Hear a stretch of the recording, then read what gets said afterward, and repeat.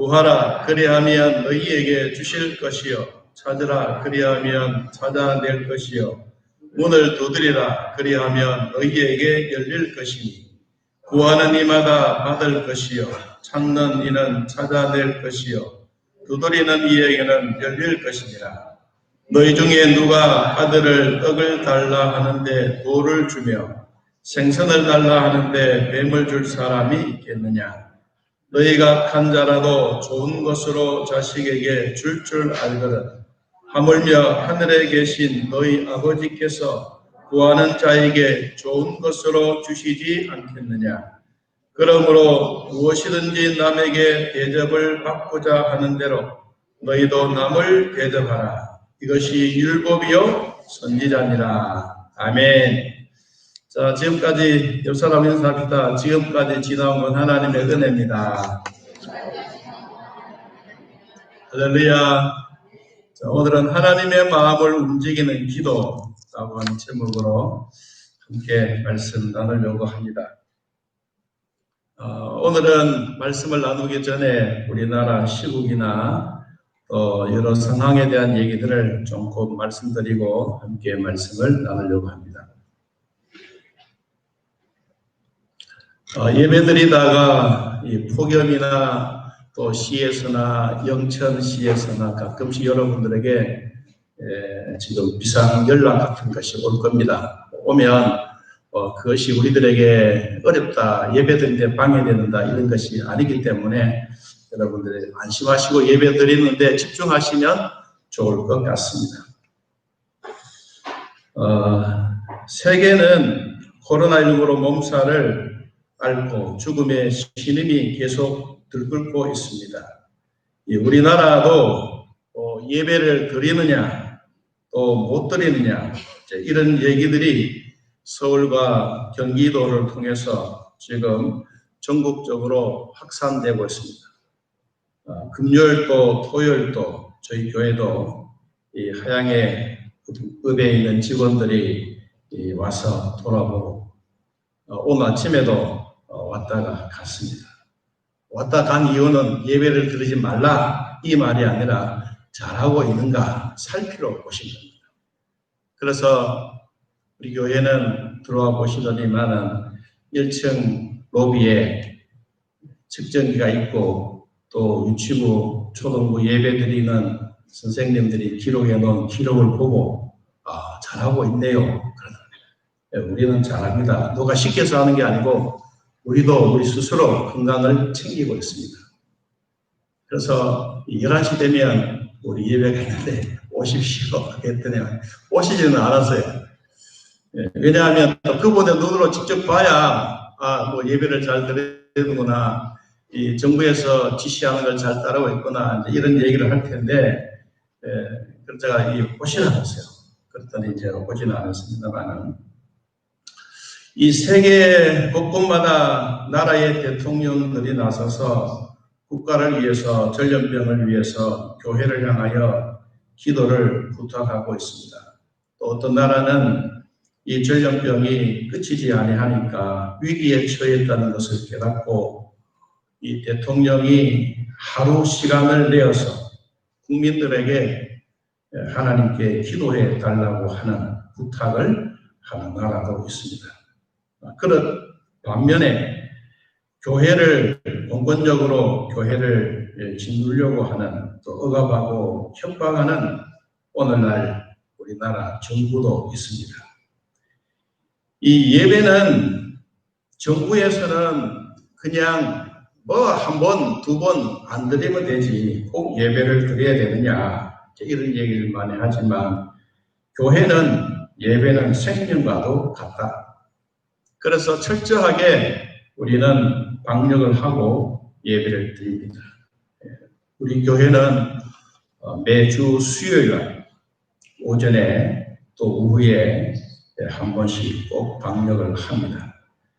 1980년대 오래전에 한 드라마에서 이런 장면이 있었습니다. 남편과 아이 둘을 데리고 살던 여인이 사고로 남편이 먼저 세상을 떠나갔습니다. 두 아이와 함께 힘겹게 살아가는데 시댁 식구들이 찾아와서 네가 남편을 잡아먹었다라고 험한 말을 쏟아내었습니다. 그때 친정 엄마가 올라와서 딸의 어깨를 토닥거리면서 했던 대사가 기억납니다. 울지 마라. 네 잘못한 것 없다. 한 딸에보다 울지 마라. 네 잘못한 것 없다. 어쩌면 이 드라마의 한 말이지만 지금 우리 한국 교회를 향하여 하나님이 말씀하신 것과도 같습니다. 최근 직장 생활하는 성도들이 직장에서 당신 교회 다니니? 도대체 교회 다니는 사람들이 왜 그래? 국민 안전을 무시하고 예배드려서 사태를 이렇게 만드느냐 말을 방송이나 가끔씩 듣습니다. 심지어는 주일학교 아이들도 학교에서 교회를 비판하고 우리 아이도 이러한 이야기를 들으면서 울면서 왔던 이야기를 들어봤습니다. 여러분, 교회 다닌다고 손가락질 받는 성도들에게, 학교에서 교회 비판을 듣고 우는 아이들에게 오늘도 우리들에게 말 한마디라. 울지 마라. 네 잘못한 것이 아니다. 여러분, 예배드리는 것이 교회에 속한 것이 비양심적이고 몰상식한 행위처럼 몰아가는 이 사회 분위기 속에서 우리 성도들의 마음이 억울하게 또 시집 식구들에게 당하던 그 여인처럼 서럽고 위축된 것 같이 보입니다. 저는 오늘 주님의 마음으로 그 친정 어머니에 했던 위로의 말을 여러분에게 드리고 싶습니다. 오늘 설교 제목은 울지 마라, 네 잘못한 것 없다. 이 제목을 가지고 설교를 했었어요. 그런데 또 새벽에 하나님, 이게 우리 현실적으로 시대적으로는 맞는 일이지만 또 성경 말씀에 조금 그렇습니다. 이 두 개의 설교를 가지고 이 새벽에 씨름해서 어느 것을 할 거냐. 그러다가 이제 오늘 본문에 있는 말씀을 가지고 하는데 조금 시대적인 상황들을 함께 조금 나누고 말씀을 나누려고 합니다. 8월 27일 날 오전 청와대 본관에서 문재인 대통령과 기독교 지도자들의 간담회가 열렸습니다. 정부 측과 교회, 기독교 측에 아주 큰 파장을 일으켰습니다. 대통령은 비대면 예배를 실시하는 등 정부의 지침에 잘 협조해 주어서 감사하다라고 하면서 도저히 상식으로는 이해할 수 없는 일이 교회의 이름을 빌어서 온 국민에게 피해를 입고 있지만 제가 생각할 때 가장 직접적인 피해를 입고 있는 것은 바로 기독교다. 극히 일부의 몰상식한 한국교회 전체의 신망을 해치고 있다라고 이야기를 했습니다. 8월부터 시작되는 이 코로나 재확산 절반이 교회에서 일어났다. 그러나 여전히 일부 교회에서는 대면 예배를 고수하고 있다. 대면 예배를 고수하는 일부 교회에서는 오히려 확진자가 일어나고 있다라고 이야기를 했습니다. 여러분, 예배나 기도가 마음의 평안은 주어도 바이러스로부터 지켜주지 못한다고 대통령은 말했습니다. 여러분, 방역은 신앙의 영역이 아니라 과학과 의학의 영역이라고 모든 종교가 받아들여야 된다고 당부했습니다. 그러면서 이 대통령의 말씀이 끝이 나고 한국교회 총연합회 공동대표 회장이었던 김태영 목사님은 불편한 자리지만 이렇게 반론을 제기했습니다. 먼저 24일 수석보좌관 회의에서 대통령 발언에 지적했습니다. 어떤 종교적 자유도, 집회의 자유도, 표현의 자유도 국민들에게 그와 같은 엄청난 피해를 입혀서까지 주장할 수는 없습니다. 정부는 국민의 안전과 공공의 안녕을 지키기 위해 공권력을 엄정함을 분명하게 세우겠다라고 발언을 했습니다. 이 발언이 언론을 통해서 모두가 아주 논란이 일으켰습니다. 헌법에는 종교의 자유를 너무도 쉽게 공권력으로 다스리겠다고 하는 표현입니다. 여러분, 이런 표현은 사회주의에서 일어나거나 공산당에서 일어나고 있는 표현들입니다. 거기에 덧붙여서 김 목사님은 종교의 자유를 너무 쉽게 공권력으로 제한할 수 있고 중단을 명령할 수 있다고 하는 그런 이야기를 하시는 대통령의 말에 우리는 너무도 크게 놀랐습니다. 정부가 방역을 앞세우고 교회에 행정명령을 하고 교회는 정부 방침에 반발하는 것은 국민들에게 민망한 일입니다. 기독교는 피라미드 구조와 중앙 집권적인 상하 구조가 아닙니다. 연합회도 있고 총회에서 지시한다고 해서 일사불란하게 움직이는 단체도 아닙니다. 한 부모 슬하에 여러 자녀가 있듯이 다양한 교파가 있고 같은 교파 안에서도 지향점이 다른 교단이 많습니다. 일부의 교회가 일탈을 저질렀다고 해서 모든 교회를 비판하거나 제재하는 것은 옳은 방식이 아닙니다. 정부는 코로나 종식과 경제를 살리는 데 목표를 두지만 교회는 코로나 종식과 예배를 지키는 데 중점을 둡니다. 정부 관계자들이 교회와 사찰과 성당 같은 종교 단체들을 영업장이나 사업장으로 취급하지 않았으면 좋겠습니다. 여러분, 이것이 지금 우리가 생각하고 있는 것입니다. 교회는 앞으로도 정부의 방역에 적극 협조할 것이지만 교회의 본질인 예배를 지킨 일도 우리는 포기할 수 없습니다. 그렇기 때문에 우리는 예배를 끝까지 강요하는 것이 아니라 자발적으로 예배를 드리는 것입니다. 가끔씩 오늘날 보면 우리 교회를 향해서도 예배를 드리려 가지 말아라, 바이러스가 왔다, 이런 엉뚱한 얘기들을 하시는 분들이 가끔씩 있습니다. 여러분, 교회에서 담임 목사의 이름으로 문자가 가거나 연락이 가지 않는 일은 다 가짜 뉴스로 아시기 바랍니다. 제가 직접 여러분에게 문자를 하고 상황이 이렇다라고 설명을 드립니다. 그러면 그 설명에 따라서 우리 예배를 드리는데 우리 모두가 방해받지 않았으면 합니다. 왜냐하면 오늘날 우리만 아닙니다. 우리 지역에 확진자가 한 분이 생겼는데 이분이 안동의료원에 가서 치료받고 있습니다. 그렇기 때문에 말을 잘못하면 다른 교회를 이야기할 수도 있고 다른 목사 이름을 또 들먹일 수도 있고 얼마든지 그럴 수가 있다는 것을 여러분들이 기억을 하시고 우리 예배 드리지 말자 혹시나 이렇게 오는 건 아니겠지만 혹시나 그런 일을 누가 한다고 하더라도 여러분 저한테 한번 연락을 주시고 그리고 진짜 안 드립니까? 아닙니다. 예배 드립니다. 다른 일이 있으면 제가 문자를 드리고 여러분 앞에 우리 권사님들이나 우리 장로를 통해서 미리 연락하게 될 것입니다. 그렇지 아니하면 모든 예배는 지금까지 지내서 온 것처럼 그렇게 정상적으로 예배를 드립니다.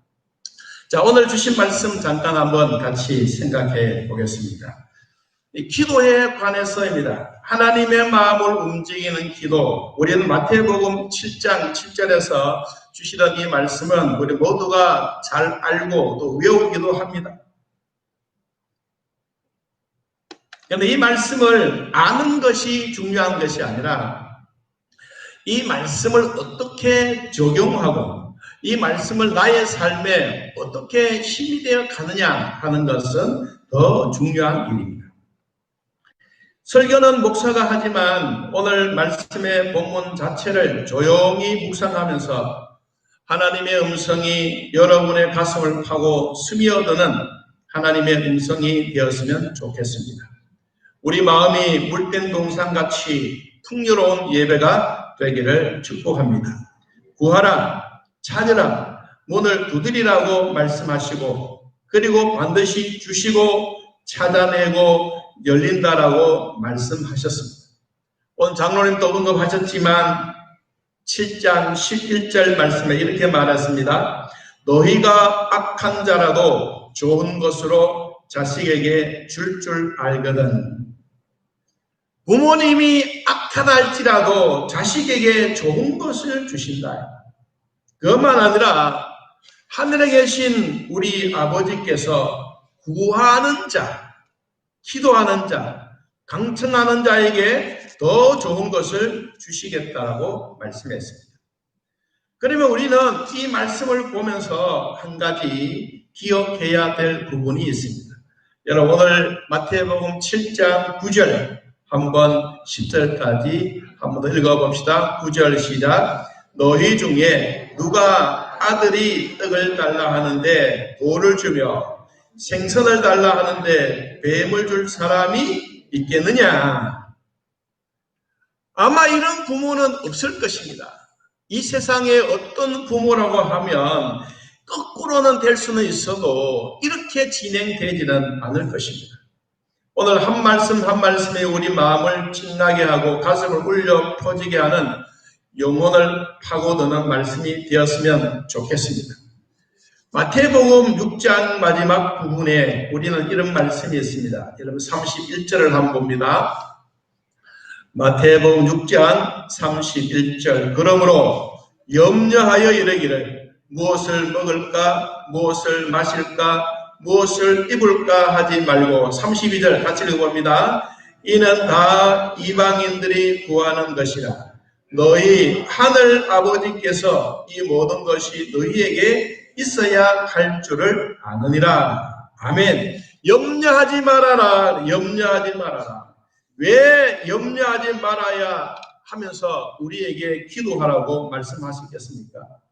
여러분, 기도는 염려의 백신입니다. 기도하면 염려가 조용해질 수가 있지만 기도를 하지 아니하면 염려가 코로나19처럼 전염병처럼 온 세계를 발병하게 만들어갑니다. 우리가 항상 기억해야 될 것은 염려 안 하기, 그리고 기도하기입니다. 빌립보 4장 6절 말씀에도 이렇게 말씀합니다. 아무것도 염려하지 말고 오직 모든 일에 기도와 간구로 너희 구할 것을 따라합시다. 감사함으로 하나님께 아뢰라. 염려하지 말아라. 이것이 전부가 아니라 염려는 안 하지만은 뭐는 해라? 기도는 해라. 염려하지 마. 그러나 기도는 해. 이 말과 같습니다.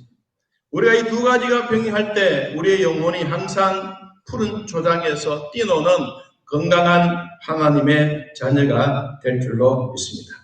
그럼 기도가 뭐냐 하는 겁니다. 기도는 구하고 찾고 두드리는 것입니다. 이 세 가지로 보지 말고 따로따로 보지 말고 이것을 연속성으로 보아야 합니다. 기도는 우리의 열정을 당연히 하나님 앞에 아뢰는 것이고 기도는 끈질기게 하나님 앞에 메어 달리는 것입니다. 기도는 절대로 포기하지 아니하고 하나님께 인내하면서 마음을 토하는 기도가 되어졌을 때 하나님은 우리들에게 응답의 기쁨을 주십니다. 예수님은 기도가 무엇인지 말씀하시면서 구하라라고 말씀했습니다. 찾으라고 말씀했습니다. 문을 두드리라고 말씀하시는 이 삼중의 강조점을 저희들에게 말씀합니다. 여러분, 오늘 본문의 말씀처럼 여기 보니까 이 내용과 마태복음에서 말씀하고 있는 것과 누가가 이 말씀을 우리에게 허락해 주셨던 말씀과 아주 똑같은 내용이 있는데 거기에 하나 삽입된 내용이 하나가 있습니다.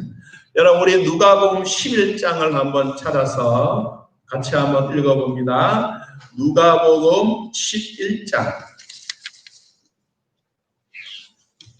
누가복음 11장 5절 말씀입니다. 어느 한 집에 밤에 친구가 찾아왔습니다. 아주 귀한 친구입니다. 둘도 없는 친구인데 자기 집에 먹을 빵이 없습니다. 그런데 시장에서 주고는 싶은데 자기 집에 없는 이 빵 때문에 이웃 친구에게 찾아가서 빵을 구해오는 그 장면을 예수님이 말씀하셨습니다. 자, 11장 5절 누가복음 같이 한번 읽어봅시다. 또 이르시되 너희 중에 누가 벗이 있는데 밤중에 그에게 가서 말하기를 벗이여 떡 세 덩이를 내게 구워 달라. 내 벗이 여행 중에 내게 왔으나 내가 먹일 것이 없다. 우리 집에 빵이 없어서 빵을 찌거나 부풀게 하거나 이렇게 하려고 하면 엄청난 많은 시간이 들기 때문에 친구 집에 찾아가서 너희 집에 있는 빵 몇 개라도 나에게 준다면, 우리 집에서 빵이 없기 때문에 자기 친구 옆집에 가서 이 빵을 구하려고 하고 있습니다. 여러분, 옛날에 우리나라도 요사이는 아파트 문을 이렇게 걸어 잠그면 앞집이 누구인지도 모르지만 옛날에는 그렇지 않았지 않습니까? 그냥 옛날에는 쌀이문 하나 열고 들어가면 바로 문입니다. 안방 문입니다. 밖에서 누가 오는지 요사이처럼 창호지문 이렇게 구멍을 뚫고서 오는지 하면 다 보이는 거예요. 그래서 밖에서 발자국 소리만 들어도 누구인지 아는 겁니다. 그래서 이 친구도 우리나라 옛날 농촌처럼 유대도 바로 그랬거든요. 그래서 가서 친구야, 내 친구 중에 여행하다가 우리 집에 와서 밥을 좀 먹으려고 하는데 우리 집 밥이 없다.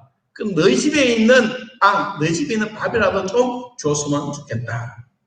그렇게 이야기를 했어요. 그러니까 친구가 하는 말이, 아니야, 나는 지금 옷을 벗고 우리 아이들하고 잠자고 있어.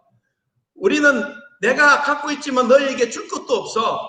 그러나 더 우리를 괴롭게 하지 말고 집으로 돌아가.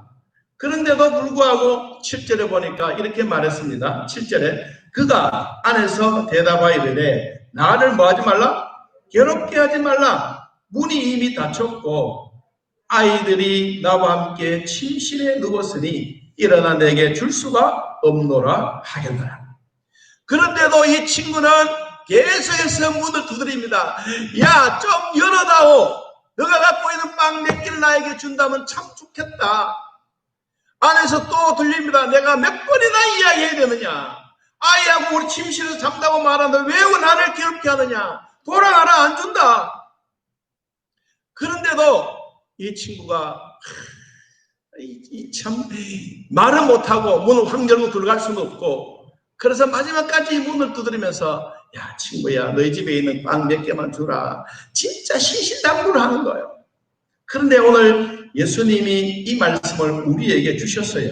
자, 이런 8절에 있는 말씀 보면 8절 내가 너희에게 말하노니 비록 벗됨으로 인하여서 일어나서 주지 아니할지라도, 그 다음 같이 읽어봅니다. 그 간청함을 인하여 일어나 그 요구대로 주리라.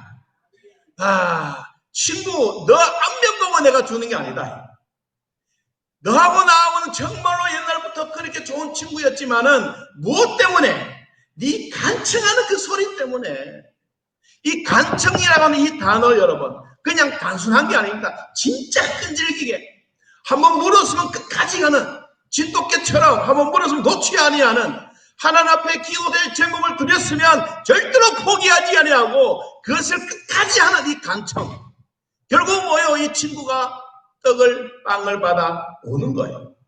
여러분, 이 간청이라고 하는 이 단어는 그냥 쉽게 넘어갈 단어가 아닙니다. 우리 성경에 간청이라고 하는 단어는 7번 나오는데 기도하라라는 말은 400번 이상이나 나옵니다. 하나님과 대화하며 간구하는 행위입니다. 이것은 그냥 지나가는 말로 기도문을 암송하거나 예배의 형식상으로 드리고 기도를 낭독하는 이것이 아니라, 이것은 자기의 마음의 모든 것을 다 동원해서 진짜 있는 힘을 다해서 아이고 포기할까? 아니면 돌아가 버릴까? 이런 마음을 숱해 많이 먹더라도 마지막까지 뭐 하느냐? 간청하는. 여러분의 하나님 앞에 드려지는 기도도 이와 같이 끈질긴 기도가 있길 바랍니다. 그냥 단순하게 한문하고 하나님이 안 들어주시는 건 아닙니다. 하나님은 즉각적으로 들어주신 것도 있지만 어떨 때는 인내가 필요합니다. 오늘 하나님의 말씀 가운데 우리에게 주시는 끝까지 두들기를 기도하고 끝까지 찾기를 기도하는 자에게는 하나님이 반드시 들어주신다는 응답의 메시지를 여러분과 함께 나누려고 합니다. 첫째, 우리는 어떤 것이 있냐? 하나님의 때를 기다리라. 내가 원하는 시간에, 내가 원하는 때에 얻게 되면 구하고 두들기고 찾을 필요가 없습니다. 한 번 기도하면 끝이 나는 기도도 있지만 진정으로 원하는 기도는 친구의 관계가 아니고 간청하는 그 마음을 보시고 하나님의 때에 응답해 주시는 겁니다.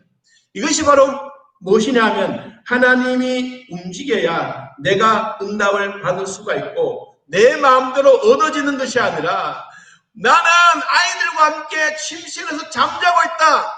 너와 나와의 관계도 중요하지만 이것보다 더 중요한 것은 네가 그 친구를 위해서 간절히 빵을 간구하고 간청하는 그 마음을 통해서 내가 허락해 주는 거나 마찬가지처럼 오늘날 우리들도 하나님 앞에 기도할 때 여러분 한 번 기도하는 것도 필요하지요.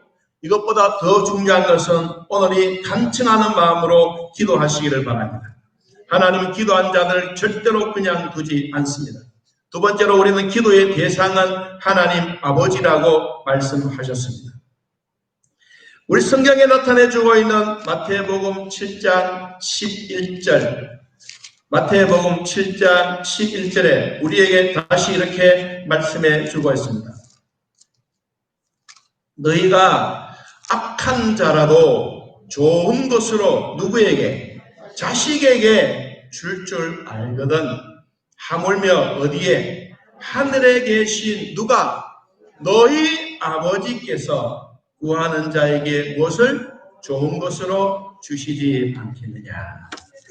여러분, 기도의 대상은 하나님 아버지입니다. 하나님이 누구십니까? 우리는 머리로는 잘 압니다. 전능하신 하나님, 거룩하신 하나님, 우리를 불쌍히 여기시는 하나님, 우리에게 부족함이 없게 하시는 하나님, 어디든지 다 계시는 그 하나님. 우리는 쉽게 이렇게 이야기하지만 진짜 우리 마음을 터놓고 하나님을 아버지라고 부를 수 있다면 우리는 진정한 하나님의 자녀가 될 수가 있습니다. 성경에 하나님이 주셨던 권세가 있습니다.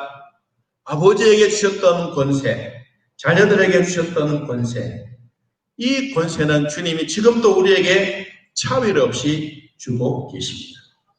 하나님을 아무나 아버지라고 부릅니까? 천만의 말씀입니다. 하나님의 자녀만이 하나님을 아버지라 부릅니다. 예수님을 하나님을 아버지라 부르다가 군중들에게 미움을 받아 십자가에 처형을 당했습니다. 우리는 하나님 아버지를 불러도 십자가에 처형시키지 않습니다. 여러분, 우리에게는 얼마나 소중하고 귀하다는 것을 아셔야 합니다. 하나님 아버지 부른다고 해서 여러분 감옥에 데려가서 우리를 채찍으로 때립니까? 아니지 않습니다. 하나님이 우리에게 아버지가 되셨다고 하는 이것은 하나님을 100% 신뢰하지 않고는 그렇게 할 수가 없습니다. 오늘도 하나님은 우리들에게 구약에서 말씀하셨던 하나님은 엄하신 하나님, 신약에서 자기의 몸을 입고 이 땅에 오셨던 예수 그리스도는 인자하신 모습으로 찾아오셨습니다. 그분 하나님과 예수님이 이 땅에는 우리들에게 하나님의 보좌에 앉아 계시지만 그분이 앉아 계신 거리는 너무너무 멀다고 생각할 수가 있습니다. 그런데 그 하나님은 성부 하나님도 계시고 성자 예수님도 계시고 또 누가 계시죠? 성령 하나님도 계십니다. 성령 하나님은 영으로서 우리에게 찾아오십니다. 이 하나님은 멀리 계신 하나님이 아닙니다. 저 하나님 보좌 우편에 앉아 계신 그분이 아닙니다. 낮고 천하고 하찮은 나 자신에게까지 예수님이 영으로 찾아오셨습니다. 여러분 심령 속에 계신 그분이야말로 성령이십니다. 여러분 하나님이 돌덩어리처럼 하나님의 큰 무게를 가지고는 쇳덩어리처럼 우리에게 찾아오신 하나님이 아니십니다. 우리 하나님 영이신 그분이 어디에? 우리의 마음속에, 우리 심령 속에 들어와서 우리와 함께 동행하고 계십니다. 누가복음 11장 13절 말씀에도 너희가 악할지라도 좋은 것을 자식에게 줄 줄 알거든 하물며 너희 천부께서 구하는 자에게 성령을 주시지 않겠느냐? 하나님은 우리에게 좋은 것, 마태복음에는 좋은 것 준다 그랬어요. 그런데 누가는 이 좋은 것이 무엇이냐? 성령을 주신다 그랬어요. 여러분, 우리도 하나님부터 좋은 것을 받았습니다. 이 좋은 것을 받고 우리는 좋은 줄로 모릅니다. 저나 여러분들이 성령이 계시지 아니했더라면 우리는 하나님과 대면할 수도 없고 하나님을 만날 수도 없고 십자가의 보혈의 능력은 우리와 상관이 없지만 성령님이 계셨기 때문에 전능하신 하나님 예수 그리스도가 십자가에 오셔서 나를 위하여 죽으신 이 사실도 성령을 통하여 내 자신이 믿기 시작합니다. 이게 얼마나 기쁜 일이지 않습니까? 로마서 8장 27절 말씀 보니까 마음을 감찰하시니가 성령의 생각을 아시나니 이는 성령이 하나님의 뜻대로 성도를 위하여 간구하십니다. 하나님은 우리의 생각을 아십니다. 성령이 하나님의 뜻대로 여러분의 기도 소리를 듣기를 원하십니다. 고린도전서 6장 19절 말씀해 보니까 너희 몸은 너희가 하나님께로부터 받은 바 너희 가운데 계신 성령의 전인 줄을 알지 못하느냐? 너희는 너희의 것이 아니라. 우리는 우리 스스로의 몸이 내 것이 아니지만 내 안에 진짜 주인은 누구냐? 우리 육체는 껍데기이지만 진짜 속 보석 같은 그분이 누구냐? 그분이 바로 성령님이십니다. 여러분 안에 성령의 보석을 여러분들이 마음속에 간직하고 있습니다. 여러분, 사탄이 와서 이것을 빼앗아가려고, 도둑들이 와서 우리를 빼앗아가려고 하지만 하나님은 한 번 선택해 주셨던 우리 인간들, 하나님의 자녀로 삼으신 우리들을 절대로 빼앗아 갈 수가 없습니다.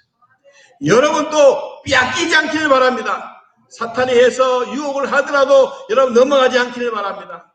코로나19가 우리를 넘어뜨려도 여러분 넘어지지 않기를 바랍니다. 하나님이 주셨던 은혜와 기쁨이 바로 이것입니다. 어떤 사람들에게 주시느냐?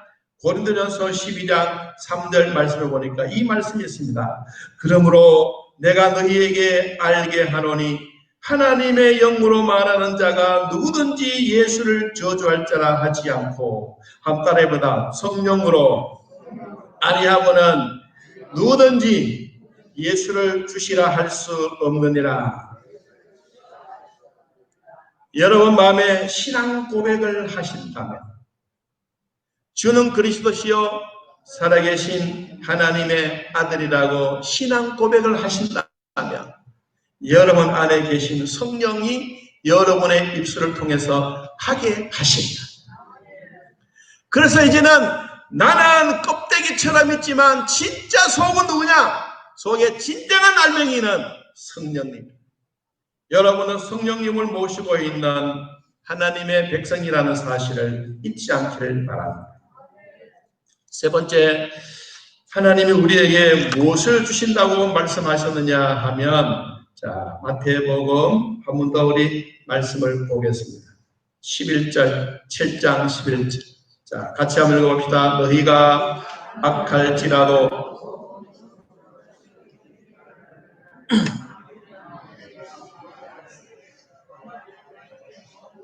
자, 오늘 성경에 보니까 악한 부모도 자식에게 무엇을? 좋은 것으로, 하늘에 계신 우리 아버지도 기도하는 자에게 무엇을? 좋은 것을. 여러분 성경에 동그라미 딱 쳐놓고 세 번째, 하나님은 우리에게 좋은 것을 주신다.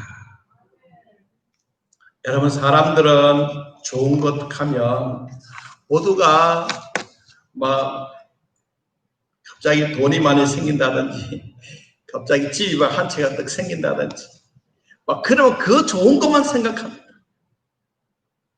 저는 어떤 한 분의 신앙 간증을 읽어보았습니다. 이분은 믿음 생활도 잘합니다. 새벽 기도도 열심히 합니다. 우리로 말하면 그리고 교회에 맡아서 봉사하는 활동도 참 잘합니다. 부부가 남들이 보면 정말로 부러워하는 그런 믿음을 가진 부부입니다. 그런데 이 부부 중에 한 아내가 암이 걸렸어요. 그래서 남편이 아내에게 위로해 주는 말이 좋은 것을 주셨습니다. 좋은 것을 주셨습니다. 여러분 이해하십니까? 하나님이 당신에게 좋은 것을 주셨습니다. 안 받았는데 무슨 좋은 것이라고 여러분 이야기하겠어요? 여러분은 뺨이라도 한 대 때리고 싶은 마음이 안 들겠습니까? 근데 그 말을 아내가 그대로 받아들인 거예요. 남편의 말이니까 좋은 것을 주었다라고 하는 말을 받고 항암 치료하기 시작했습니다. 그런 주사를 맞으면서 머리가 빠져가면서 영적인 침체도 느끼고 마음으로 갈등하면서 어찌 이 암이 나에게 좋은 것이냐라고 몇 번이나 반문하고 엎드려서 기도하고 그래도 남편의 그 말이 가슴에 와닿았습니다.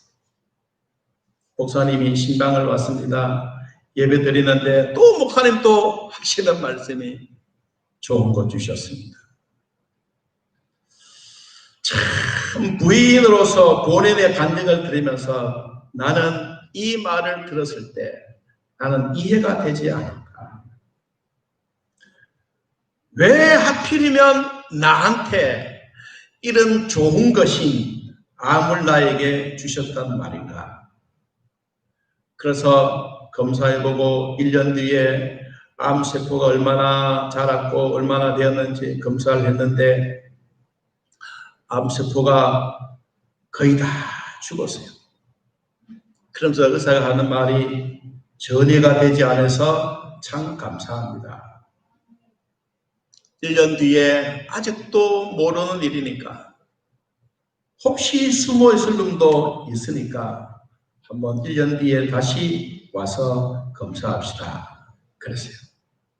그래서 이제 이분이 또 1년 동안 기도하고 고민하고 갈등하고 머리로만 믿던 이 믿음이 마음으로 내려오게 해달라고 하나님 나에게 구원의 감화 주셨을 때 그 첫사랑이 회복되게 해달라고 그는 마음으로 기도하고 새벽에 기도하고 예배 때 기도하고 나에게 왜 이런 병을 주셨는데 어떤 의미로 나에게 주셨습니까? 좋을 때도 있고 힘들 때도 있고 그러다가 어떤 자매가 자기 집에 찾아왔습니다. 근데 그는 그 자매를 향해서 자기가 지금 걸려져 있는 암에 대한 고통스러운 이야기 그리고 하나님에 대한 이야기를 하면서 이 자매에게 전도하기 시작했습니다. 하나님을 무시하고 있던 그 마음이 아니라 하나님을 전달하는 전도자의 일입니다. 전도를 하고 나니까 이 아내에게 놀라운 변화가 일어났습니다. 하나님이 그의 눈을 열어주었습니다. 그래서 그의 마음에 평안함이 왔습니다.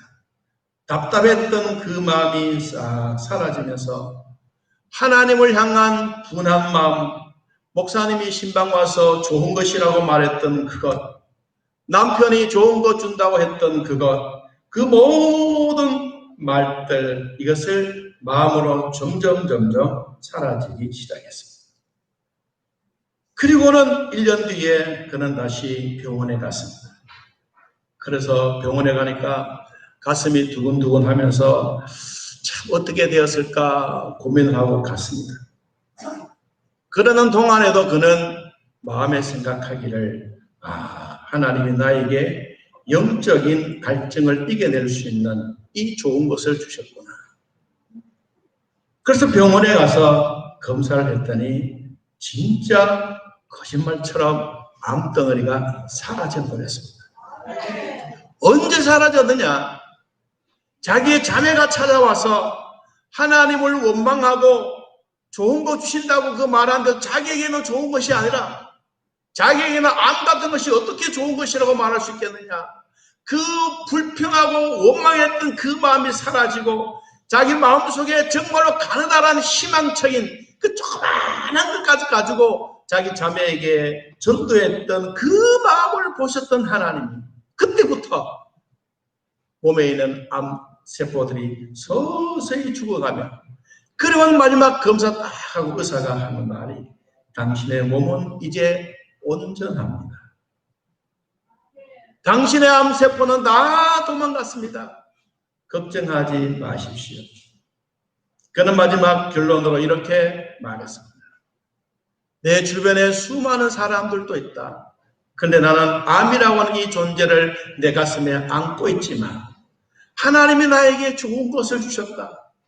하나님이 나에게 좋은 거 주시는데 처음에는 몰랐고 원망했는데 지금 와서 돌아보니 나에게 기도하라고 주셨던 하나님의 사인이다. 하나님에 대하여 갈증도 없고 원망했던 그 마음이 하나님에 대한 사모함, 하나님을 더 연단하게 만드신 그 인내함이 나에게는 오히려 진짜 하나님이 좋은 것을 주셨다라고 그는 간증을 썼습니다. 사랑하는 성도 여러분, 우리가 어떨 때 좋은 것이 돌덩이도 될 수도 있고 어떨 때는 하나님은 우리에게 떡을 주셨는데 내 자신에게는 돌덩이 같은 것도 있을 수도 있습니다. 그러나 여러분, 질병 때문에 하나님을 원망하고 계십니까?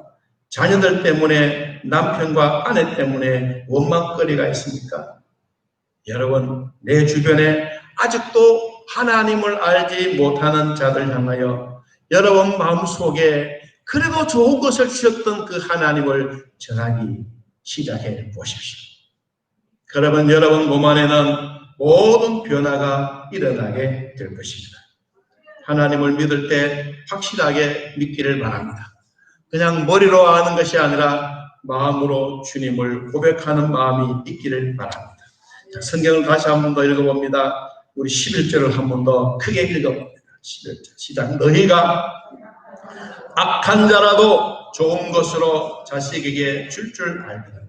하물며 하늘에 계신 너희 아버지께서 구하는 자에게 좋은 것으로 주시지 않겠는. 12절. 그러므로 무엇이든지 남에게 대접을 받고자 하는 대로 너희도 남을 대접하라.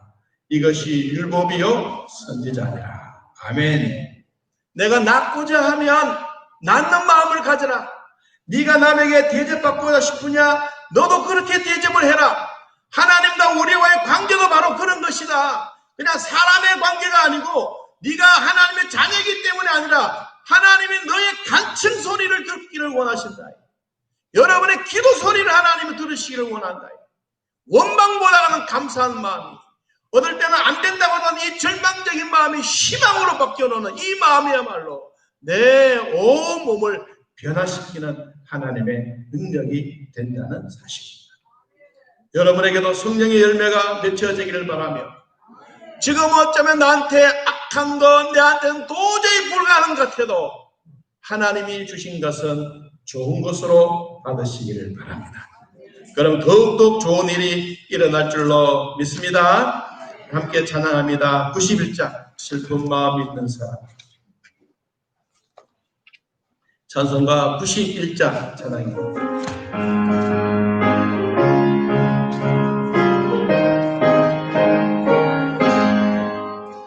슬픈 마음 있는 사람 예수를 믿어 영원토록 변함없는 이 불가능이 예수의 이름은 세상의 소망이요 예수의 이름은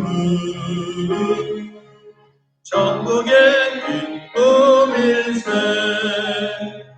거룩하신 그의 이름 너의 방패 삼으라. 환난 시험 당할 때에 주께 기도드려라. 예수의 이름을 세상의 소망이요 예수의 이름은 전국의 기쁨일세 존귀하신 주의 이름 우리 기쁨되도다 주의 품에 안길 때에 주여 선선 부르리 예수의 이름 세상의 소망이요 예수의 이름은 천국의 기쁨일세 우리가 나가 후에 모두 앞에 나가 왕께 경배하며 멸류관을 누리니 예수의 이름이 세상의 소망이요 예수의 이름은 천국의 기쁨일세 아멘. 같이 한번 기도하는 시간 갖겠습니다. 오늘은 한 가지 기도 제목으로 함께 기도하겠습니다. 하나님, 우리가 처해져 있는 상황은 하나님도 너무 잘 알고 계십니다. 오늘 울지 마라, 네 잘못한 것이 없다라고 친정엄마가 말했던 것처럼 오늘 하나님도 우리에게 오셔서 울지 말라, 네 잘못한 것이 없다라고 말씀합니다. 한국교회를 향한 참된 메시지요, 우리를 향한 메시지인 줄로 믿습니다. 하나님 이를 뗄수록 우리가 정신을 차리고 하나님 앞에 간청하는 기도, 부르짖는 기도를 통하여 우리 하나님 코로나19도 떠나가게 하시고 이 땅에 새로운 하나님의 주시는 평화가 임하게 하시고 또한 어려움을 당하고 있는 모든 사람들이 하나님의 나라와 하나님의 주셨던 은혜를 구하면서 지금까지 지난 것도 하나님의 사랑이요 앞으로 살아갈 것도 하나님의 은혜로 살겠습니다. 이런 마음을 가지고 우리 주여 같이 한 부류 감통소람 기도합니다. 주여 하나님 아버지 코로나19로 몸살을 앓고 죽음의 신소리가 계속해서 끓고 있습니다. 대한민국은 기도를 드리느냐 예배를 하느냐 못하느냐 정말 이 속에 저희들 하나님 정부는 예배를 비대면으로 드리라고 하지만 올해는 예배는 생명과도 같기 때문에 이 예배를 하나님 앞에 반드시 드리려고 합니다.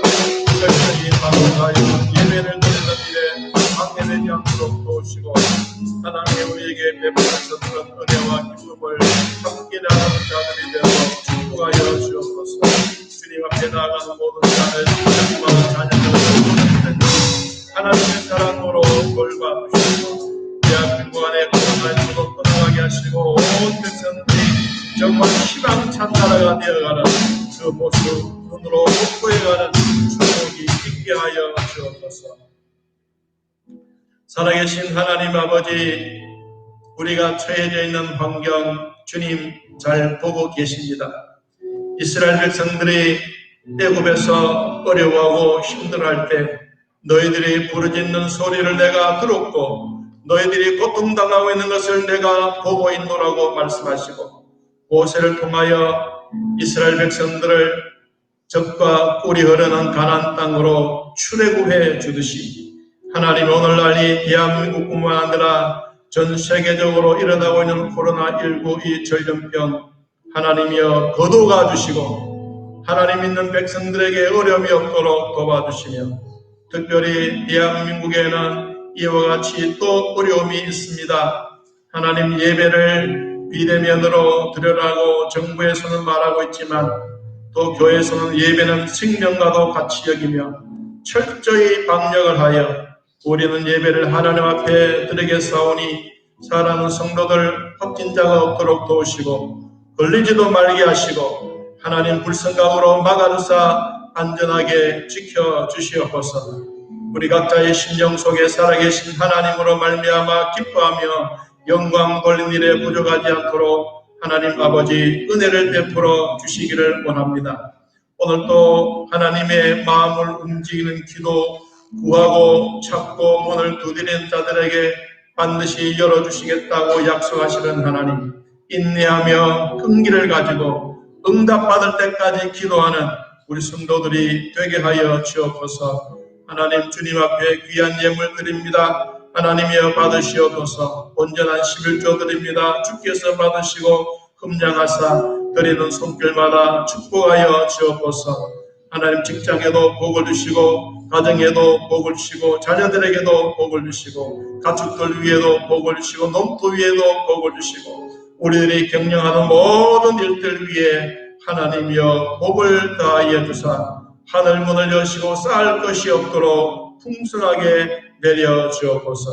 범사에 감사하며 생일마다 감사하고 주님 앞에 한 주간 동안 지켜주심을 감사하는 성도들의 마음속에 위로와 평강의 복이 있게 하여 주시며 작정하여 떨어지는 모든 예물을 받으시고 하나님 기뻐하옵소서. 생일 생신 맞이하신 모든 분들 하나님 위로와 평강의 복을 다하여 주시며 1년 동안 더욱더 강건하게 하시며 어려운 일 당하지 않도록 하나님 위로와 평강의 축복이 넘쳐나게 하옵소서. 또 오늘 또 이렇게 떡을 제공해 주셨던 우리 김정희 씨 집사님 주님 함께 하사 복되게 하시고 강건하게 하시며 늘 성령의 위로와 평강이 넘쳐나게 하시고 자녀들에게도 은혜를 베풀어 주사 하나님 있는 곳에 더 좋은 일들 많이 일어나게 하옵소서. 김순천 집사님도 하나님 복을 주시고 자녀에게도 축복해 주시고 대학 생활하고 있습니다. 하나님 은혜 가운데 가게 하시며 경희대 3학년인데 앞으로 직장도 주시고 좋은 취직도 주시고 앞으로 갈 일도 하나님 손으로 만져주사 인도하여 주시고 내 갈 길 멀고 험하여도 주님만 따라가는 우리 집사님 되게 하시고 가정의 하늘문을 열어 필요한 것 다 채워주시기를 원합니다. 기도할 때마다 하나님 기쁨의 열매들이 많게 하시며 기도할 때마다 기도의 응답들이 철철 넘치게 하옵소서.